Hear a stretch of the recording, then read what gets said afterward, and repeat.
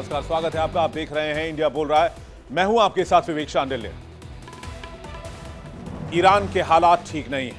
गृह युद्ध जैसी स्थिति बन गई है। लाखों लोग सड़क पर हैं और ईरान में हालात बांग्लादेश जैसे दिख रहे हैं। खामनेई की तख्ता पलट की जा सकती है या खामनेई को देश छोड़ना पड़ सकता है। और इस तस्वीर के पीछे एक नाम जो चर्चा में है वो है अमेरिकी खुफिया agency CIA। PCR please visual जरूर रखें। ये देखिए तस्वीरें, मैं इस तरफ आ जाता हूं। ये देखिए तस्वीर ईरान की। आगजनी, बवाल, पत्थरबाजी, हिंसा, गोलीबारी, हत्या, सब कुछ ईरान में इस वक्त देखने को मिल रहा है। खामनेई सरकार बहुत कोशिश कर रही है कि इस प्रोटेस्ट को दबा दिया जाए, लेकिन लोग बहुत गुस्से में हैं। दो कारण हैं। एक तो वहां की सरकार को लेकर एंटी इनकम्बेंसी बहुत जबरदस्त तरीके से है, और सेकंड रीजन जो दुनिया भर के विशेषज्ञ मान रहे हैं, जान रहे हैं कि इस प्रोटेस्ट को हवा देने के लिए, इस विरोध को हवा देने के पीछे कहीं ना कहीं अमेरिका के हाथ है। हालांकि किसी पुख्ता दस्तावेज में इस बात का जिक्र नहीं, कोई सबूत नहीं है, लेकिन अगर इतिहास उठाकर देखें तो क्या नजर आता है। पिछले 100 साल में दुनिया में जितने तख्ता पलट हुए उनकी फाइलों को पलटेंगे तो एक नाम बार बार सुनाई देता है, वो है CIA का। बांग्लादेश में करीब 1 साल पहले तख्ता पलट की स्क्रिप्ट अगर आज उठाकर आप देखेंगे, शेख हसीना सरकार का तख्ता पलट हुआ। वहां की कमान संभाली मोहम्मद यूनुस ने। कहते हैं ये वही यूनुस है जिसे अमेरिका के इशारे पर नोबेल मिला। ये कई सालों तक अमेरिका में रहा। इससे पहले इराक, नेपाल में भी देख लीजिए। यहां तक कि बांग्लादेश में जो हुआ उस पर तो मोहर वहां की प्रधानमंत्री शेख हसीना ने लगाई। प्रधानमंत्री इसलिए क्योंकि वो अभी तक प्रधानमंत्री हैं भारत की नजर में। शेख हसीना ने कहा कि सेंट मार्टिन आइलैंड उनसे मांगने की कोशिश में था अमेरिका। अमेरिका ने कहा था सेंट मार्टिन आइलैंड आप मुझे दे दीजिए और वहां पर कुछ नहीं होगा। ये क्लियर एलिगेशन से शेख हसीना की तरफ से लगाया गया और बाकायदा इसके ऊपर एक किताब भी छपी है। इसके बाद आप भारत के पड़ोस में देखिए, आप नेपाल देख लीजिए, आप श्रीलंका देख लीजिए, बांग्लादेश की स्थिति हमने आपको बताई दी, पाकिस्तान देख लीजिए। सबसे लोकप्रिय लीडर इमरान खान जेल की सलाखों के पीछे है। इलेक्शन रिग्ड है और शहबाज शरीफ और उसके ऊपर बैठा है मुल्ला मुनीर, जो कि व्हाइट हाउस का बेहद खास है। यानी कि फंडिंग करो और सरकार के खिलाफ प्रदर्शन को बड़ा कर दो, जिससे वहां की जो पॉलिटिकल विंग है या जो सत्ता है वो आपके कंट्रोल में आ जाए। और ईरान में भी कुछ ऐसा ही हो रहा है। खामनेई के खिलाफ माहौल बना हुआ है, लेकिन इसे और हवा देने की कोशिश की जा रही है। तो आज इसी पर करेंगे सबसे बड़ी चर्चा।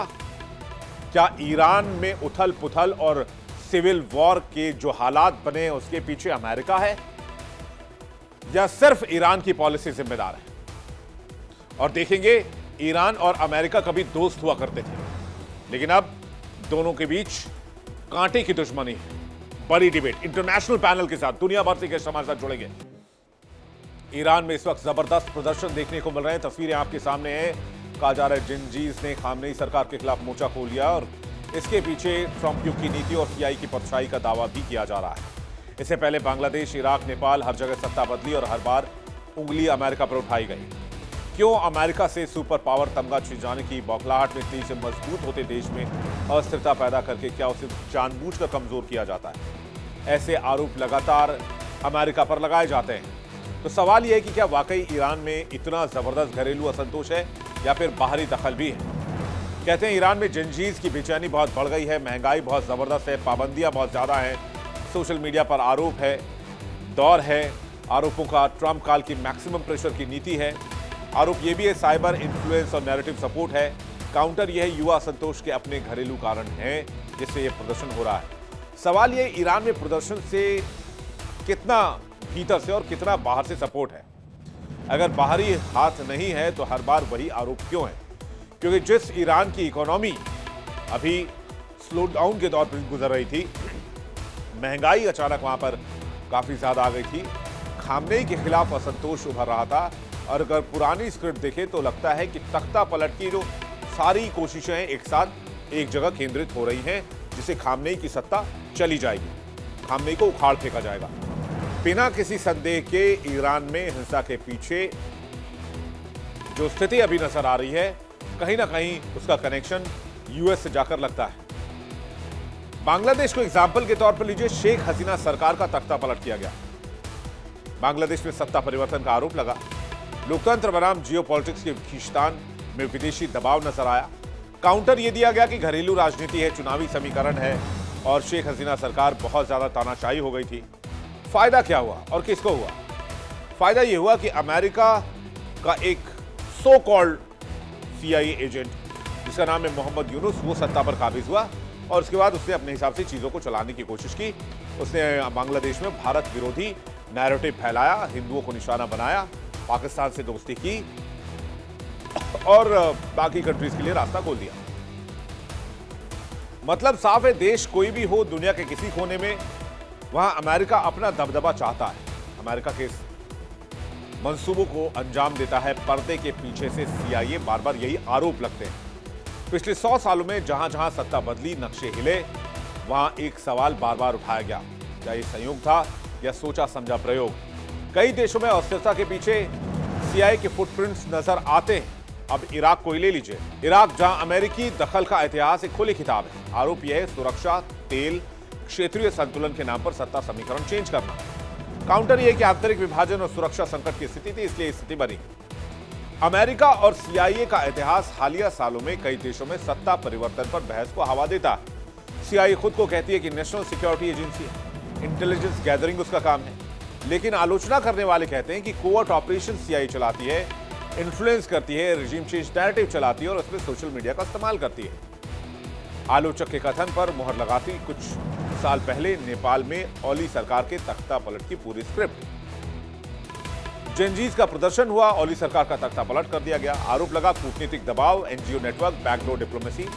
काउंटर यह था कि कोलिशन पॉलिटिक्स और अंदरूनी अस्थिरता हो गई थी, इसलिए जेनजीज ने प्रोटेस्ट कर दिया। अमेरिका सुपर पावर है, लेकिन वो खुद को शांति का मसीहा कहता है और कहता है कि पूरी दुनिया में वो लोकतंत्र का रक्षक है। लेकिन वहीं सेम टाइम में यह भी एलिगेशन लगता है कि हर जगह तख्ता पलट वाली साजिश के पीछे कहीं ना कहीं CIA का हाथ होने की आशंका जताई जाती है। सत्ता परिवर्तन के लिए हिंसा किसी देश में हो, रिमोट कंट्रोल या पर्दे के पीछे से नाम बार बार अमेरिकी डीप स्टेट का ही आता है। विदेश मामलों के जानकार संजीव श्रीवास्तव ने ऐसा ही दावा किया, आपको सुनवाते हैं। जो रिजीम चेंज को कराने की जो भी साजिशें यूनाइटेड स्टेट्स ऑफ अमेरिका के डीप स्टेट के द्वारा रची जाती हैं, उसमें सेंट्रल इंटेलिजेंस एजेंसी यानी CIA की सबसे बड़ी भूमिका होती है और अमेरिका की जो अन्य एजेंसीज भी इस पूरी प्रक्रिया में गुप्त रूप से शामिल होती हैं। और वर्तमान समय में जो स्थितियां वेनेजुएला के संदर्भ में यूनाइटेड स्टेट्स ऑफ अमेरिका के पॉलिसीज़ में दिखाई देती हैं, तो ऐसे में ये स्पष्ट है कि यूनाइटेड स्टेट्स ऑफ अमेरिका का जो डीप स्टेट है वो इस तरीके की जो भी विश्व भर में रिजीम चेंज को कराने का उसका एक लंबा इतिहास रहा है। दावा किया जाता है कि अमेरिका एक पैटर्न पर काम करता है। हर तख्ता पलट के पीछे एक थ्योरी होती है। कई देशों में जहां तख्ता पलट हुआ है वहां पर CIA की तथाकथित स्क्रिप्ट देखी गई है। तख्ता पलट की पहले की स्क्रिप्ट क्या होती थी? आर्थिक दबाव, राजनीतिक ध्रुवीकरण, फिर नैरेटिव वॉर, उसके बाद सत्ता परिवर्तन। आज की तारीख में क्या हो गया चेंज? तख्ता पलट की नई स्क्रिप्ट क्या है? साइबर के जरिए सोशल मीडिया का इस्तेमाल किया है। सोशल मीडिया के जरिए वहां के लोगों को इन्फ्लुएंस किया जाए। इन्फ्लुएंस के जरिए वहां की जनता को मूड को बदलिए और जनता का मूड बदला तो सत्ता अपने आप बदल जाएगी। तख्ता पलट का चेहरा बदला है। Cyber, social media, influence, vote बदलिए, सत्ता चेंज। डिजिटल दौर में अफवाह भी हथियार है। ईरान हो, एशिया हो, आरोप बार बार वही है, जवाब अलग अलग है। अंतिम फैसला आसान नहीं है। हर तख्ता पलट के पीछे अमेरिका और CIA की साजिश का सहयोग नजर आता है। लेकिन क्या ये सिर्फ सहयोग है? लेकिन जब इतिहास सवाल उठाता है तो चुप्पी नहीं, जवाबदेही जरूरी हो जाती है। आप ईरान और इसके इतिहास को भी देखेंगे, अमेरिका के इतिहास को, तो 1979 से पहले ईरान और अमेरिका के रिलेशंस बहुत अच्छे थे। इस्लामिक क्रांति के आने के पहले, जब वहां पर शाह पहलवी की सरकार हुआ करती थी। शाह पहलवी अमेरिका के बहुत क्लोज माने जाते थे। ये वही दौर था जब अमेरिका ने ईरान में बाकायदा परमाणु कार्यक्रम शुरू करवाए। लेकिन 1979 में जब शाह पहलवी के खिलाफ वहां के लोगों का गुस्सा बहुत बढ़ गया, वहां के लोगों ने राजशाही का विरोध किया। शाह पहलवी राजशाही शासन जो है चलाते थे 1979 तक। 1979 में जब इस्लामिक क्रांति हुई तो वहां पर फिर खामनेई की वापसी हुई, क्योंकि खामनेई को उससे पहले 1942 में खमैनी को, आयतुल्लाह खमैनी वो जो उस समय 1979 में वापस आए, वो 1942 में उनको ईरान से बेदखल किया गया था। और जब वो वापस लौटे फिर इस्लामिक क्रांति आई। इस्लामिक क्रांति आई तो फिर एंटी अमेरिका नैरेटिव 1979 से 2026 तक, आज तक टिल डेट चलाया जा रहा था। रिलेशंस पिछले 1-1.5 दशक में बहुत खराब हो गए, स्पेशली साल 2002 के बाद। और आज की तारीख में ऐसा लग रहा है कि शाह पहलवी वाला दौर एक बार फिर से ईरान में लाया जा सकता है। अब इससे आप सोच रहे होंगे भाई अमेरिका क्यों करेगा? जाहिर सी बात है, आपका सवाल जायज हो सकता है कि अमेरिका का इंटरेस्ट क्या है। बेसिक से 2 इंटरेस्ट नजर आते हैं।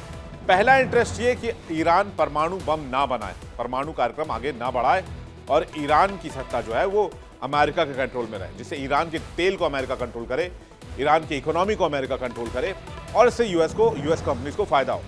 पहला।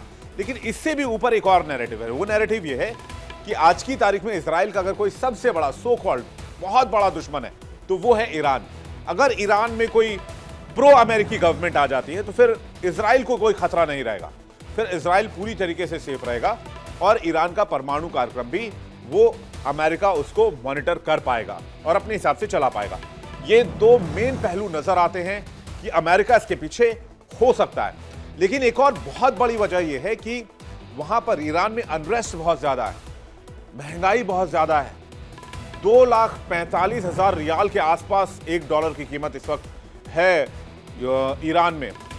पीने के पानी की किल्लत बहुत जबरदस्त हो गई है। वहां का जो मेजर डैम है, जो वाटर रिजर्वायर है, वो ऑलमोस्ट सूख चुका है, उसमें पानी बिल्कुल नहीं है। इसके अलावा लोगों के पास रोजगार की बड़ी दिक्कत है, महंगाई की बड़ी दिक्कत है। तो ये एक पौधा तो था लेकिन उसको एक तरह से बहुत बड़ा वृक्ष बना दिया गया और पैन ईरान इस वक्त प्रोटेस्ट चल रहा है और बहुत हद तक मुमकिन है कि शायद ही मौजूदा सरकार, मौजूदा रिजीम उसको कंट्रोल कर पाए।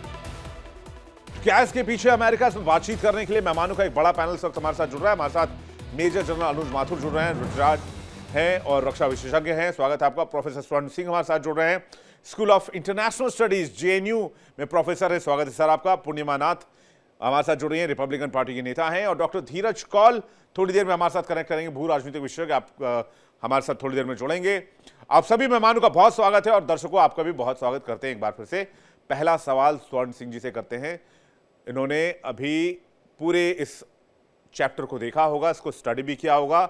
स्वर्ण सिंह जी, क्या इसके पीछे यूएस या फिर कुछ ईरान, कुछ यूएस या सिर्फ ईरान? मुझे लगता है कि क्योंकि अमेरिका दुनिया का सबसे शक्तिशाली देश है और ये जो रिजीम चेंज की सोच है अमेरिका में, ये दूसरे विश्व युद्ध के बाद से ही शुरू हो गई थी। उसके पीछे कहाँ कहाँ कैसे कैसे दर्जनों उदाहरण हैं। रिजीम चेंज कराने की कोशिश हुई या रिजीम चेंज किए गए, उसके पीछे अलग अलग, कभी आर्थिक हित उसके पीछे होते थे, कभी राजनीतिक हित होते थे, जैसे कम्युनिज्म पर प्रतिबंध लगाने की कोशिश, या सामरिक, जैसे अभी आपने इजराइल और ईरान की बात की, सामरिक हित हो सकते हैं।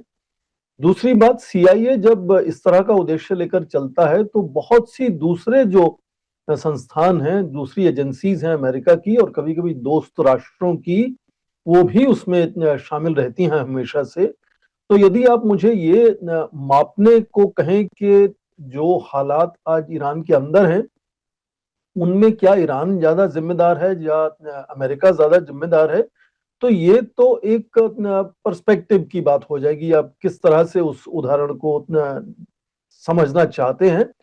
इसमें कोई दो राय नहीं है कि सबसे बड़ा जो चिंता या चुनौती है या अड़चन है ईरान के लिए, वो वही है कि उसके ऊपर लगातार दशकों से आर्थिक प्रतिबंध लगे हुए हैं और उनका जो सबसे बड़ा निर्यात है तेल का, उस पर रोक लगाने से आर्थिक संकट बना है और उसी के चलते बेरोजगारी बनी है और उसी के चलते लोगों में नाराजगी बढ़ी है, खासकर युवाओं में। आज ईरान की जनसंख्या में करीब 60% जो लोग हैं वो 35 वर्ष से छोटी उम्र के हैं, तो युवा हैं।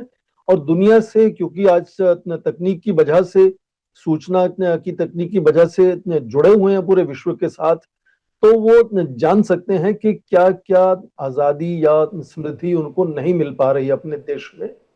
तो बहुत बड़ी एक तरह से नाराजगी तो है ही, चाहे कारण उसका अमेरिका हो या अपने ईरान के नेतृत्व की वजह है उसके पीछे। और हमने देखा कि प्रोफेसर साहब, लगातार इस तरह के सोशल मीडिया भी एक टूल हो गया आज के दौर में। सोशल मीडिया बिल्कुल पर उस पर्टिकुलर देश में वैसी ही चीजों को एल्गोरिदम से पुश कराया जाता है जो वहां के युवाओं को इंस्टिगेट कर सके, जो उनके अंदर एक तरह का गुस्सा पैदा कर सके। आपको वही मैसेजेस दिखेंगे, सिर्फ आप स्क्रॉल करेंगे आपको वैसे ही दिखेगा, आपको सब कुछ वैसे ही नजर आएगा। हाल के समय में आप आ जाइए, जब भारत में जनरल इलेक्शंस हो रहे थे, तब आपको दिखा होगा कि एक पर्टिकुलर सेट ऑफ मैसेजेस जो है वो नजर आते थे, जो एंटी इनकम्बेंसी से रिलेटेड हो, एंटी गवर्नमेंट हो, वो ज्यादा पुश मिलता था। बाद में पता चला कि कुछ इन्फ्लुएंस करने की कोशिश की जा रही थी, जिसके बाद भी काफी चर्चा भी हुई थी। तो एक सेट टेक्निक का इस्तेमाल भी किया जाता है सोशल मीडिया को यूज करके, और सोशल मीडिया में मोनोपोली यूएस की है, क्योंकि मैक्सिमम जो सोशल मीडिया हैंडल्स हैं वो यूएस लेड है। बिल्कुल, कभी कभी चुनावों को प्रभावित करके, कभी कभी मिलिट्री सेना को कू करने की एक तरह से सहायता देकर, या आर्थिक संकट बनाकर, या गलत सूचनाएं फैलाकर, अलग अलग तंत्र मंत्र यंत्र से सीआईए इस तरह की कोशिशें करता है अलग अलग जगह में। तो उसके जो उद्देश्य हैं वो भी अलग अलग होते हैं, और उसके जो तंत्र हैं वो भी अलग अलग, यंत्र अलग अलग तरह के होते हैं। पर उनका ये जो मोटे तौर पे ये सोच है कि वो दुनिया में कहीं भी जाकर किसी भी सरकार का तख्ता पलट कर सकते हैं, इसकी उदाहरणें लगातार दूसरे विश्व युद्ध के बाद मिलती हैं। और ईरान में ही सबसे बड़ा एक तरह से पहले एक्सपेरिमेंट हुआ था 1953 में, 1953 में, जब शाह पहलवी की सरकार को खतरा बना था। तो उस वक्त वहां जो प्रधानमंत्री थे मोहम्मद मोसादेह, उनकी सरकार को गिराने का एक बहुत एक तरह से सफलतापूर्ण एक तरह से एक्सपेरिमेंट किया गया था। उस वक्त ईरान में ही ये चीज शुरू हुई थी। और उसके बाद एक के बाद, चाहे वो लैटिन अमेरिका में हो, चाहे एशिया अफ्रीका में हो, इस तरह के उदाहरण मिलते हैं। पर जो आपने कहा कि जो सोशल मीडिया का जो आज इस्तेमाल हो सकता है, खासकर युवाओं को प्रभावित किया जाता है, वो एक नया चिंता का विषय सामने खड़ा हुआ है। क्योंकि हमारे पड़ोस में भी पहले श्रीलंका, फिर बांग्लादेश, फिर नेपाल में हमने देखा है कि किस तरह से न केवल युवा बड़ी संख्या में सड़कों पर उतर आते हैं, पर सरकारें गिर जाती हैं। पर सरकार गिरने के बाद कहीं भी हमने देखा नहीं कि वही युवा नेतृत्व उन्होंने संभाला हो। बिल्कुल वहां देखें कि केओस एक तरह से उस देश में बन जाता है। तो क्या ये आज ईरान में भी ऐसा होगा या नहीं, ये चिंता का विषय है। ये बहुत इंपॉर्टेंट बात की आपने। बांग्लादेश को लेकर कहा गया कि भाई जेनजी भड़क गए हैं, जेनजी ने आंदोलन कर दिया है, जेनजी ने जो विद्रोह छेड़ दिया है, जेनजी सरकार पलट देना चाहता है, जेनजी ये कर, अरे जेनजी कर देना चाहता है, लेकिन बैठा कौन वहां? यूनुस आके बैठ गया, जो अमेरिका का एक तरह से लाडला है। और ये बात बहुत दबी छिपी नहीं है, कैसे वो अमेरिका के लिए बहुत जगह पर काम करते रहे हैं, कैसे उनको नोबेल प्राइज मिला, सारी चीजें हैं। मेरा एक इम्पॉर्टेंट सवाल ये है कि ईरान में जब सैंक्शंस लगाए गए, मैं पूर्णिमा जी का रुक कर रहा हूँ, ईरान में जब सैंक्शंस लगाए गए, क्या तभी से ये स्क्रिप्ट लिखनी शुरू हो गई थी कि एक दिन तो ऐसा आएगा जब ईरान चोक कर जाएगा? आज ईरान चोक कर चुका है इकोनॉमिकली, और इतना चोक कर चुका है कि वहां के लोग भड़क गए हैं। अब आप इसमें एक तरह से समझिए कि पेट्रोल फेंका हुआ, बस आपको एक चिंगारी देने की जरूरत है। वो चिंगारी आप सोशल मीडिया से दे दीजिए, वो चिंगारी आप कहीं से भी छोड़ दीजिए, फिर पूरा देश जल पड़ेगा। देख लीजिए ईरान जल रहा है। पूर्णिमा जी। जी नमस्ते, thank you so much for having me. First of all, आप हिस्ट्री वहाँ से शुरू करते हो जहाँ से अमेरिका आपको कहते हैं कि हिस्ट्री वहाँ से शुरू होती है 1979 की इरानियन इस्लामिक रेवोल्यूशन। लेकिन 1953 की ऑपरेशन एजेक्स, जो मोसादेक के बारे में बात कर रहे थे, उसके बारे में कोई बात नहीं करता। और आपको ये एनालाइज करना बहुत ज़रूरी है। पहले दुनिया में oil was actually discovered in Iran 1908 और ब्रिटिश कंपनी ने उसको ऑब्वियसली डिस्कवर किया है। उसके बाद 1961 में उनको समझ में आ गया कि इतने 30, 40, 60 ईयर्स तक हमारे पास हमारा ऑयल है, लेकिन खा कोई और जा रहा है, हमारे पास कुछ नहीं आता। 80-90% का प्रॉफिट कोई और लेके जा रहा है। तब मोसादेक ने प्रॉमिस किया था नेशनलाइज करेंगे ऑयल को, एंड दैट्स व्हेन 1953 की सिचुएशन आया है। और उसके पीछे था British MI6 and American CIA, दोनों मिलके उनको वहाँ पे एक एजेंडा क्रिएट किया है कि वहाँ पे अनरेस्ट क्रिएट करे। मैं आपको बताऊं कि एक there is a pattern, it's we have to actually talk about how it was done. 1953 की जो ऑपरेशन एजैक्स ने मोसादेक को हटाया है, वो कैसे किया है आपको देखना पड़ेगा। प्रोपेगेंडा किया, क्रिएट किया है, तब सोशल मीडिया नहीं था, लेकिन bribing your the politicians, silencing critics, आपके मीडिया को लिटरली कर्ब करना और ऑपोजिशन लीडर को कंप्लीटली निकाल देना, literally crushed basically, and then engineering protest. तब तो सोशल मीडिया नहीं था ना, लेकिन आपके पास मीडिया हुआ करता था। तो प्रेशराइजिंग द एंटायर सिचुएशन, ये एक क्योस क्रिएट करते हैं। और तब मोसादेक को हटा के उसको जेल करा गया था। तो उसके बाद आपका शाह रिजा पल्लवी आया था। रिजा पल्लवी आने के बाद was he actually a democratic leader? No, he was actually dictator. और वहाँ पे लिटरली उन्होंने भी वही चीज किया है जो अभी अमेरिका चिल्लाता है कि डेमोक्रेसी के साथ दे रहे हैं। Oh, this is exactly what they, the pattern is very clear. आप वहाँ पे इंजीनियरिंग करेंगे प्रोटेस्ट की, whether Gen Z करे या कोई और करे, really doesn't matter. It is an organic one. They're going to show it as an organic one. And economy को इतना प्रेशर करेंगे कि उनके पास कोई ऑप्शन नहीं होगा नहीं। तो regime change is one of the option. अगर रिजीम चेंज नहीं हो पाएगा तो फिर कुछ और करेंगे। बेसिकली उनके डीप स्टेट की एजेंट्स जो है इंस्टीट्यूशंस को पूरा कब्जा कर लेंगे, भीतर भीतर जाके, अंदर जाके बैठ जाएंगे। तो अभी ईरान की एजेंडा ये कह रहा है कि हम न्यूक्लियर पावर उनको नहीं देने वाले। भाई अगर वही एजेंडा होता तो फिर आप सैंक्शन क्यों नहीं कर रहे हो पाकिस्तान को? अभी तो Donald Pakistan Trump is a ने terrorist state ना? अपने सोशल मीडिया ट्रूथ पर लिखा कि ईरान के लोगों को अगर वहां की सरकार ने सताया तो हम ईरान के लोगों के साथ खड़े हैं। अब आप कनेक्ट कर लीजिए, दो अब डॉट्स हैं, आप डॉट कनेक्ट करेंगे तो तस्वीर बन जाएगी। जैसे हम लोग बचपन में डॉट कनेक्ट करने वाली तस्वीर बनाते थे अपने किताबों में और पुस्तकों में, तो वैसे ही डॉट बनाना है, आपको पिक्चर क्लियर हो जाएगी। 100% sir, there is no doubt about it. And अभी बेसिकली CIA का पूरा हाथ उसमें है, और ये रिजिम चेंज होने ही वाला है, और this is exactly what they want. अभी अब मैं ईरान की बात करूं, वेनेजुएला की बात करूं, या तो बाकी other countries in south Asia बात कर लूं, अभी इंडिया भी तो टारगेट में है ना। अभी मुझे नहीं, लगता है कि इंडिया में बहुत कोशिश 2026 हुई is going to है be मैम, टारगेट पर है नहीं। इंडिया में कोशिश ऑलरेडी बहुत हो चुकी है। इंडिया में बहुत कोशिशें हो चुकी हैं, पिछले 2 साल से कोशिशें की जा रही हैं। डोनाल्ड ट्रंप का आपको बयान याद होगा कि वो लॉन्गेस्ट सर्विंग प्राइम मिनिस्टर बनने जा रहे हैं, पीएम मोदी, और पीएम मोदी बहुत समय से सरकार में और वहां की सरकार बार बार रिपीट हो रही है, इस तरह का बयान भी उन्होंने दिया था। तो CIA की नजर में तो है कि भाई यहाँ इंडिया में रिजीम चेंज होने वाला नहीं है या हो रहा है, या इस पर एक उनकी नजर है। ऐसा नहीं है कि टारगेट पर है, वो कोशिश चल रही है 2-2.5 साल से। वो हमें भी पता लगता है, हम भी दिन रात न्यूज़ देखते रहते हैं और आसपास की हलचलों पर हम नजर रखते हैं। खासकर इंटरनेशनल जो खबरें रहती हैं और जिस तरह से चीज़ें चल रही होती है, वो कंप्लीट हमारी नज़रों में, इंडियन मीडिया की नज़रों में है मैम। तो ये जो सिचुएशन है, obviously at the end of the day the goal is to capture oil. और लीबिया में भी यही कहानी हुआ गद्दाफी के साथ, इराक मुझे में लग रहा है कि वेनेजुएला, सही कह रहे हैं आप, गद्दाफी वाला चैप्टर बिल्कुल ऐसा ही है। वेनेजुएला और ईरान इस वक्त हॉट केक बना हुआ है। धीरज कौल, डॉक्टर धीरज कौल इस वक्त हमें ज्वाइन कर रहे हैं यूएस से। एक और मेहमान यूएस से माथुर सर भी यूएस से ही हमारे साथ हैं। माथुर सर, आपका टेक जल्दी से, फिर मैं धीरज कौल जी आपके पास आ रहा हूं। माथुर सर। जय हिंद विवेक।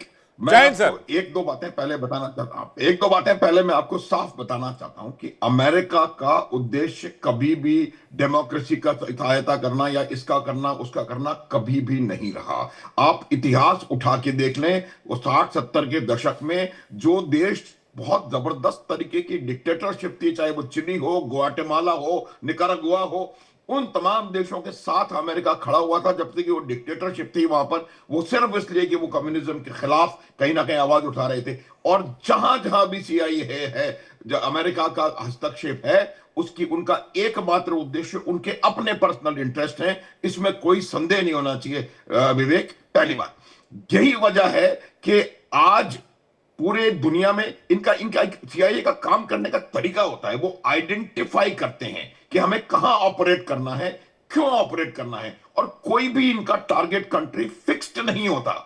वो टारगेट कंट्री उनकी नेशन की रिक्वायरमेंट के हिसाब से बदली होती रहती है, चाहे वो 1964 में हुआ ब्राजील में हो, कनाडा में वो कर रहे हैं, अफ्रीकन कंट्रीज में वो कर रहे हैं, और अब साउथ एशिया में उनका जो जो हस्तक्षेप हुआ है, चाहे वो श्रीलंका हो, म्यांमार हो, नेपाल हो, बांग्लादेश हो, क्लियर कट पिक्चर है, क्लियर कट, और आपको सीआईए का सिग्नेचर हर जगह मिल जाएगा। अब ईरान के अंदर जो आज हो रहा है 101%, मैं 1% भी कम नहीं कर रहा हूं, दावे के साथ मैं बता सकता हूं कि इसमें हाथ किसका है।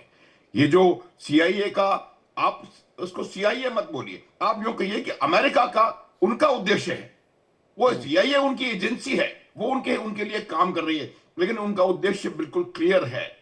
आज ईरान में जो हो रहा है, वेनेजुएला में जो हमले हुए हैं, उसके लिए वहां अमेरिका में खुद कहा जा रहा है कि वो हमले सीआईए के, उन्होंने प्रेसिडेंट अमेरिका ट्रंप ने कहा है कि मैंने सीआईए को कहा करने के लिए। तो जहां तक सवाल उनके इंटरेस्ट का है, आज वेनेजुएला दुनिया का सबसे बड़ा ऑयल प्रोड्यूसिंग कंट्री है, और उस कंट्री के ऑयल रिजर्व्स के ऊपर अब डोनाल्ड ट्रंप की नजर है। अब वो किस प्रकार से उसको अपने कब्जे में लेकर के आते हैं, किस प्रकार से क्या कर रहे हैं, वो कोई मुद्दा नहीं है। आप उसको ड्रग्स कहें, आप जो भी कहें, आप मदुरो कहें कि वो नहीं, इसमें मेरा सर टेररिस्ट, इसमें मेरा एक सेकंड और जी, आप पूरा कर लीजिए, फिर मैं काउंटर क्वेश्चन लूंगा धीरज कौल जी से। हाँ, और यही बात और यही चीज मैं बता रहा हूं कि ईरान में भी यही वो कर रहे हैं। और जो जेन जी की बात करते हैं, जेन जी है क्या? ये बच्चे हैं जो 2000 के बाद के पैदाइश हैं, वो भी देश की आवाज हैं, उनको बरगलाने का काम करते हैं ये लोग। सीआईए, ये जो बांग्लादेश का so called Nobel prize winner है, मैं अतिशयोक्ति नहीं होगी अगर मैं उसको सीआईए का एजेंट बोल सकूं। तो ये आपको देखना पड़ता है कि किस प्रकार से अमेरिका अपने इंटरेस्ट को आगे बढ़ाने के लिए अपने अगर मैं तंत्र का दूसरे देशों में इस्तेमाल करता है। अगर सभी पैनलिस्ट की मानूं तो धीरज कौल जी से मेरा सवाल यह है कि 1979 में रिजीम चेंज हुआ, इस्लामिक रेवोल्यूशन हुआ, उसके बाद लगभग 21 और इधर आपका जाके 46 साल हो गए, राइट कौल साहब? 46 साल तक, लगभग 5 दशक, 4.5 दशक तक यूएस क्यों वेट करेगा रिजीम चेंज के लिए, या स्ट्रेटेजिकली वेट कर रहा था, या अब लग रहा है कि ईरान बहुत बड़ा थ्रेट बन चुका है इजराइल के लिए, इसलिए अब जरूरी है? कौल साहब। नमस्कार, पहले तो हैप्पी न्यू ईयर आप सबको, और बहुत बहुत शुभकामनाएं। आपको भी बहुत बहुत बधाई, बहुत बहुत शुभकामनाएं। Thank you. और विवेक जी, आपने बहुत ही इंटेलिजेंट क्वेश्चन पूछा है, तो instead of going all over I will come to it. अगर आप हिस्ट्री में जाएं ईरान की, तो जब शाह की रिजीम थी, आप देखिए वेस्ट को बहुत फायदा होता था, और ईरान और अफगानिस्तान हिस्ट्री पढ़िए तो बहुत मॉडर्न इस्लामिक कंट्रीज थी, कहने को इस्लामिक थी पर वहां सब कुछ वेस्ट के जैसा था। वेस्ट बिल्कुल, और वहां पर लोग सी बीचेस देख लीजिए, वो यूएस के बीचेस की तरह हुआ करते थे, जो वुमेन्स हैं वो बिकनी में बीचेस पे घूम रही होती थी। बहुत कल्चरली बहुत एडवांस्ड और प्रोग्रेसिव सोच के लोग थे वहां पे। जी आप पूरा कर लीजिए प्लीज। देखिए, मैं एक चीज बताता हूं, मैं 12वीं तक भारत में पढ़ा हूं, और हिस्ट्री और maths was like zero for me, मतलब आज समझ ही नहीं आता था। अब देखिए मेरा इंटरेस्ट है, तो मैं आपको क्यों बता रहा हूं, क्योंकि अगर आप ईरान की हिस्ट्री में जाएं तो जब शाह थे बहुत डेवलपिंग थे, वो बहुत डेवलप कर रहे थे कंट्री को, लेकिन उन्होंने एंड में एक चेंज किया। चेंज था कि nationalisation of oil and gas, उनकी खुद के देश के लिए। कई ऐसी प्राइवेट कंपनीज थी यूरोप की और यूएस की, उन्होंने उनको बोला आपको यहां से निकलना पड़ेगा, हमारा हिस्सा मिलेगा। तो वहां से कंफ्लिक्ट शुरू हुआ। उससे पहले ही was the poster child of west. और उसके बाद मैं बताना नहीं चाहता, ये सब जानते हैं कि कई एजेंसीज इन्वॉल्व थी शाह को डिपोस्ट करने में, और जो खुमैनी आए वो भी फ्रांस से आए। तो कहीं ना कहीं इसमें मिली जुली बातें हैं उसके जाए बगैर। लेकिन ये बात सही है, जब खुमैनी आए उसके बाद जो यूएस एम्बेसी पे अटैक हुआ, ये आपने भी हिस्ट्री भी देखी है, मूवीज भी देखी है, क्या उसमें सीआईए का हाथ था? I absolutely doubt that. और बहुत ही जीरो टाइज हो गए, और काफी हेट्रेड, 444 दिनों तक जो बंधक बना के रखा था।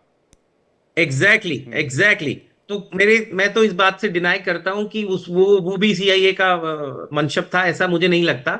लेकिन उसके बाद आप देखिए ईरान ऑन एंड ऑफ हमेशा एंटी अमेरिका रेटरिक रखा है। और even in US there is a thing कि भाई Iran is are one of the biggest enemy. और अब इस स्मूदी के अंदर आ गए हैं इजराइल। इजराइल का बहुत पहले से ईरान के साथ 36 का आंकड़ा है, और lately Israel has make Iran as a big target. और अब आप अगर आप स्टडी करेंगे इंटरनेशनली, ईरान और सऊदी का भी 36 का आंकड़ा है, लेकिन ईरान को एक बात समझ आ रही है कि आइसोलेटेड नहीं रह सकते।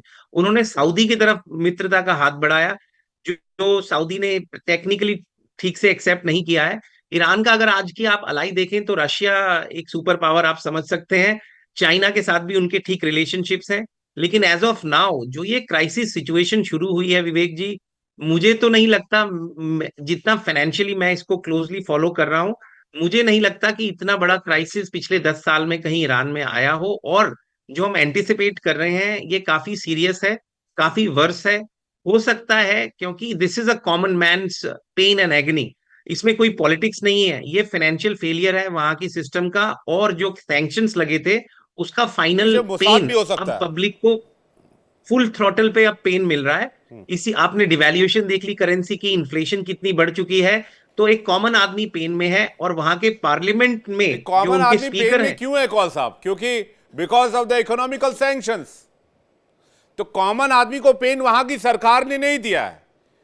This pain is driven by the west, right?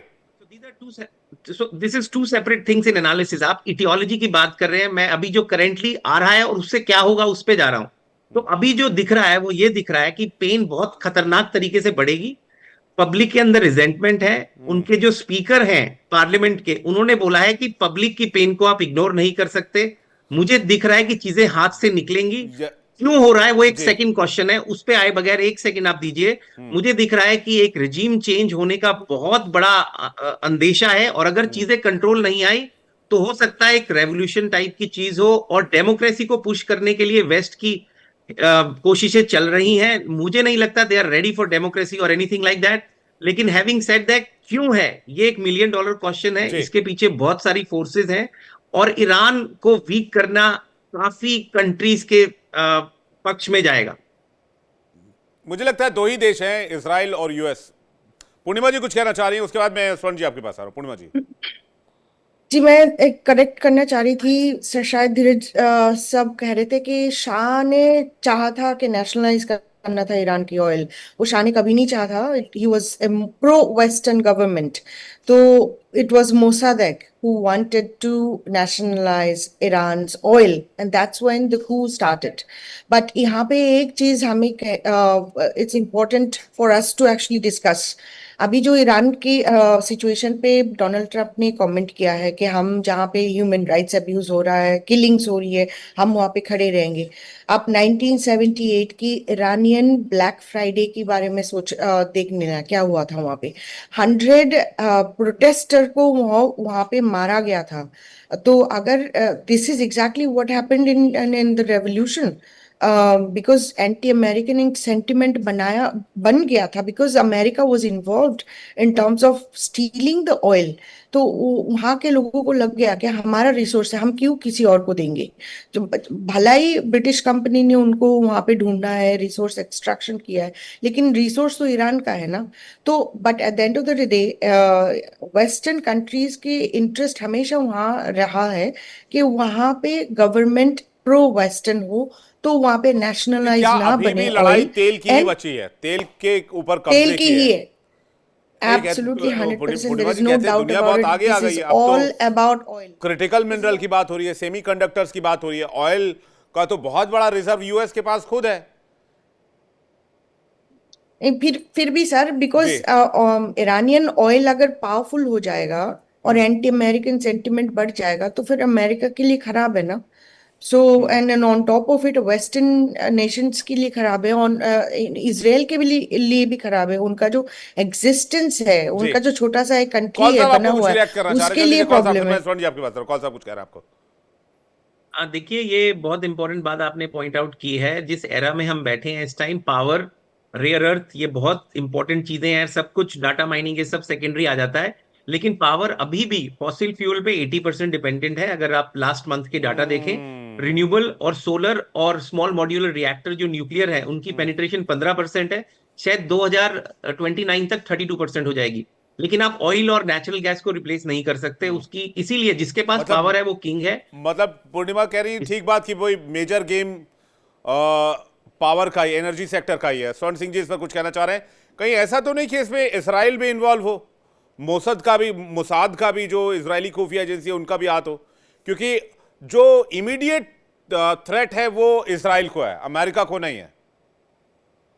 बिल्कुल आपने ठीक कहा कि 1979 यानी 1969 से ही जब तख्ता पलट हुआ था, अमेरिका ने लगातार कोशिश की है कि वहां रिजीम चेंज की जाए, और उसके जो वजह है, जो कारण है क्यों वो रिजीम चेंज वहां करना चाहता है, उसमें लगातार बदलाव आया है।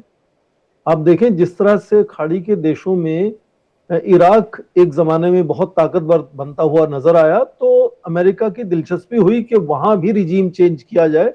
वहां रिजीम चेंज हो गया, इसलिए वो खतरे के कारण नहीं है आज अमेरिका के सबसे खास दोस्त इजराइल के लिए पूरे इस क्षेत्र में ईरान सबसे बड़ी चुनौती है, बड़ा खतरा है।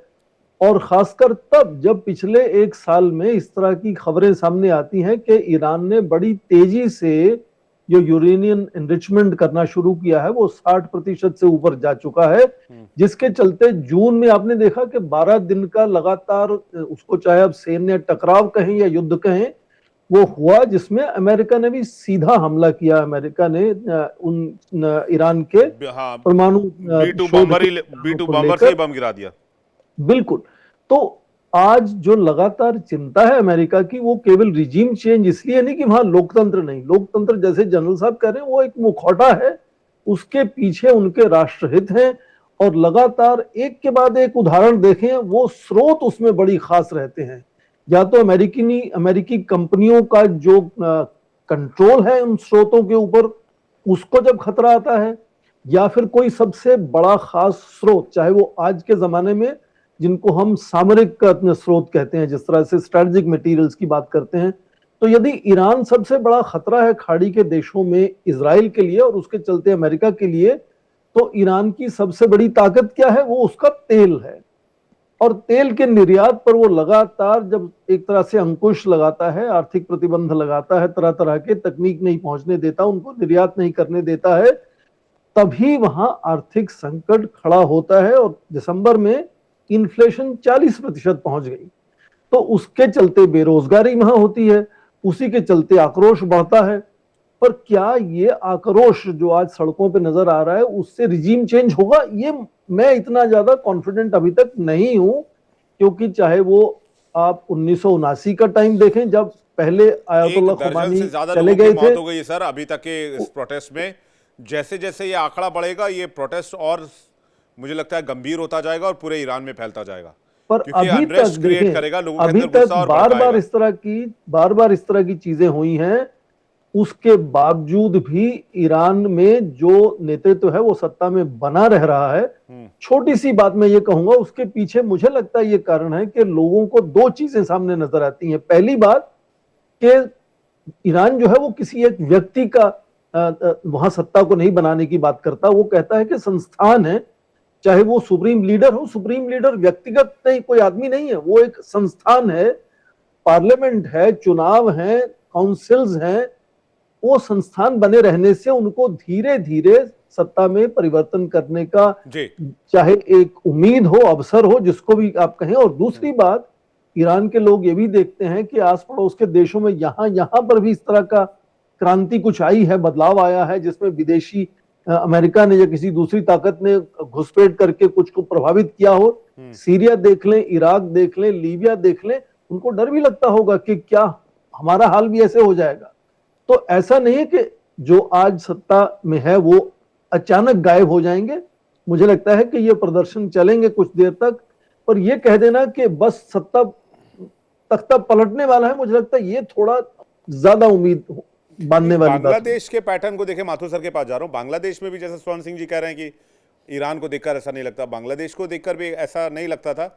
मैं अचानक से एक दिन ऑफिस आया और मैं देख रहा हूं कि शेख हसीना को हेलीकॉप्टर में बिठाया जा रहा है और उनको वहां से निकाला जा रहा, भगाया जा रहा है। तो सब कुछ बहुत फास्ट फॉरवर्ड मोड में हुआ। पैटर्न यही था, जंजीज ने आंदोलन किया, सरकार के खिलाफ नारेबाजी शुरू हुई, सरकार ने उन पर गोलियां चलवा दी तो मामला और भड़क गया तो फिर आर्मी ने कंट्रोल कर लिया। हालांकि ये बात और है कि जिस आर्मी चीफ को, जो कि शेख हसीना का रिलेटिव भी है, जिनको शेख हसीना ने अपॉइंट किया वही उनके खिलाफ हो गए। तो वहां पर एक टर्मिनोलॉजी ये थी, लेकिन कुछ अगर पिक्चर टू पिक्चर मैच करें तो ऐसा ही मामला बनता दिख रहा है। सवाल यह है कि जो रिजीम चेंज की बात की जा रही है, क्या माथुर सर आप सहमत हैं स्वर्ण सिंह जी की बात से, या आपको लग रहा है रिजीम चेंज ही लास्ट ऑप्शन है ईरान के लिए जो अमेरिका चाहता है? विवेक, देखिए, प्रश्न रिजीम चेंज का नहीं है। प्रश्न ये है कि ईरान में वहां पर इस प्रकार का हालात पैदा किया जा सके कि वो ऑटोमेटिकली, जिस प्रकार से बांग्लादेश आज पूरी तरह से निर्भर होता चला जा रहा है अमेरिका के ऊपर, उसके खिलाफ उन्होंने अपना बंदा वहां पर ला करके बैठा दिया। मैंने थोड़ी देर पहले उसका नामकरण भी किया था आपके सामने। तो उस प्रकार से वो चाहते हैं कि जो भी वहां पर हो वो उनकी टो द लाइन, वो उनकी। देखिए, दो इंपॉर्टेंट चीजें विवेक इसमें समझने की जरूरत है। ईरान बहुत कम खाड़ी देशों में से ऐसा देश है जहां पर कि अमेरिका का इन्फ्लुएंस और प्रेजेंस दोनों नहीं है।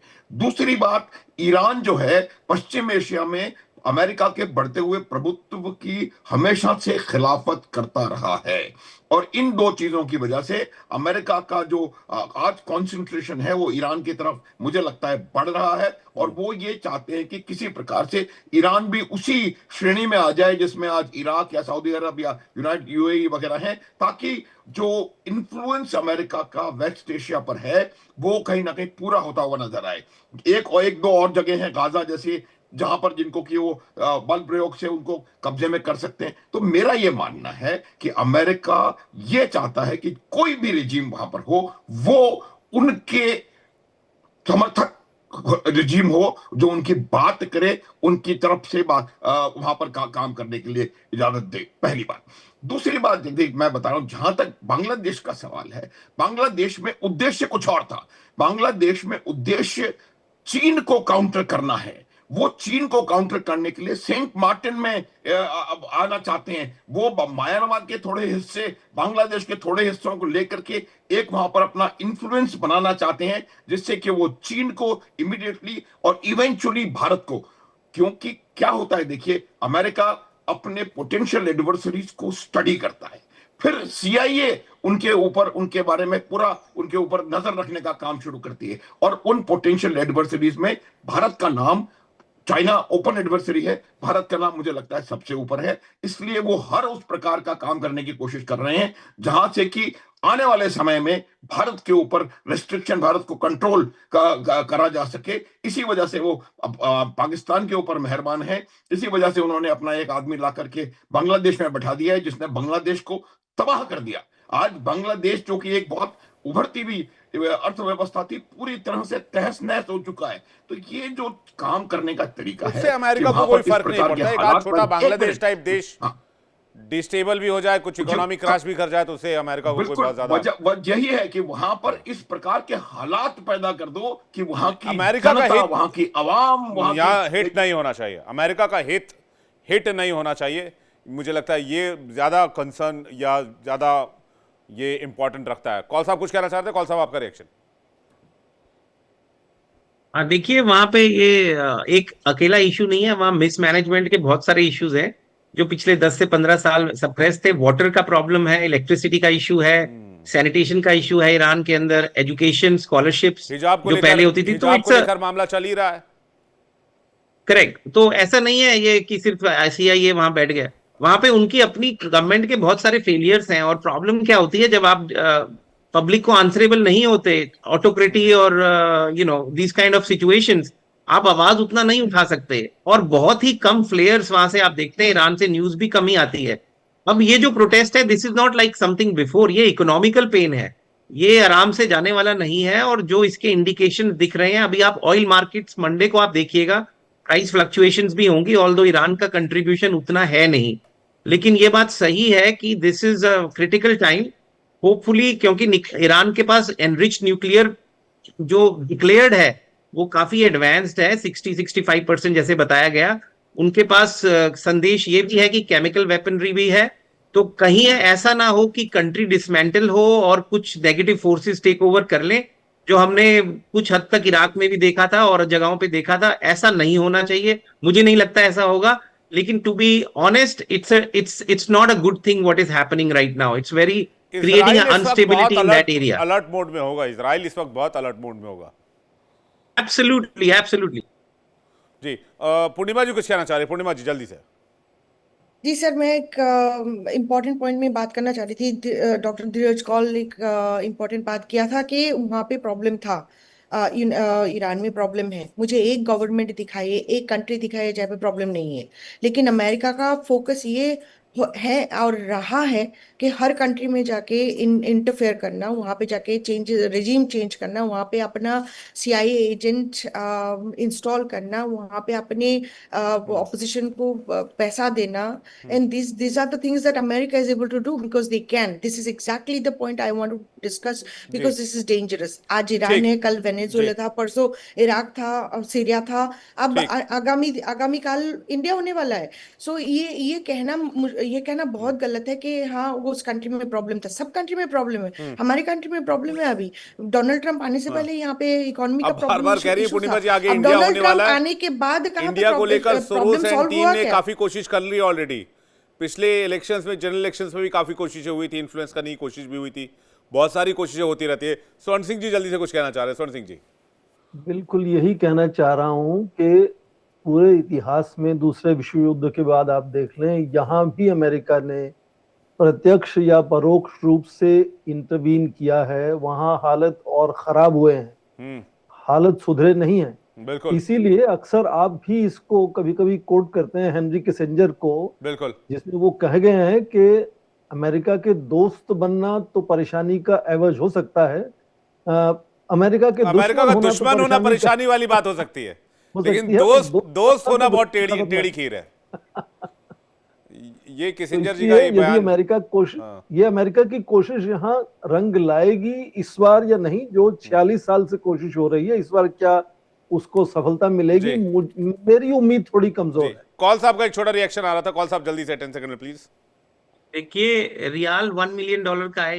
एक डॉलर में 1 मिलियन मिलते हैं और अब दिसंबर में 1.4 मिलियन हो गए हैं। अगर आप इंपोर्टर हैं तो आपकी तो दुकान बंद है, और जो चीजें बाहर से आ रही हैं दे के नॉट अफोर्ड। तो मैं रीमा जी को बहुत रिस्पेक्ट करता हूं, लेकिन ईरान की अर्थव्यवस्था और ईरान की सोशल स्टैटिक कंडीशन को अमेरिका के साथ कंपेयर करना, मैं थोड़ा सा इससे डिसएग्री करता हूं। और बांग्लादेश और अमेरिका जमीन आसमान का फर्क है।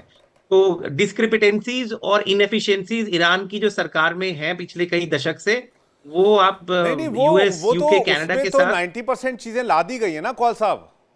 वो हाँ, तो सैंक्शंस लगाए गए, चोक किया गया, मजबूर किया गया। आपके अच्छा, पास मैं मान आपको लीजिए एक कॉल रिपोर्ट- साहब बहुत अच्छे डॉक्टर हैं, लेकिन बगल में एक आपसे बड़ा फिजिशियन आके बैठ जाए और कह दे कि बगल में एक कॉल साहब की क्लिनिक पर मत जाना, जाओगे तो $200 का एक्स्ट्रा पेनाल्टी लगाऊंगा, तो कॉल साहब की क्लिनिक पे जाने लोग बंद कर देंगे। अब जब कॉल साहब की क्लिनिक पर नहीं आएंगे तो कॉल साहब फाइनेंशियली परेशान हो जाएंगे, फाइनेंशियली परेशान होंगे तो इकोनॉमिकली ब्रेक डाउन कर जाएंगे, घर वाले भी परेशान हो जाएंगे। फिर घर वाले बोलेंगे कॉल साहब को हटा के कोई दूसरा कॉल लाओ, हमारा इकोनॉमी ठीक हो, उससे बेहतर हो। तो ये जो आप बात हालात कर रहे मैं कह रहा हैं, हूं, ये हालात बनाएगा ईरान के लिए। राइट। लेकिन आप उनको ग्रीन चिट नहीं दे सकते। जो उनकी मिसमैनेजमेंट हुई है, इसमें कोई दो राय नहीं है, करप्शन स्कैम्स भी हैं, तो इसे हम लोग ग्रीन चिट नहीं दे सकते।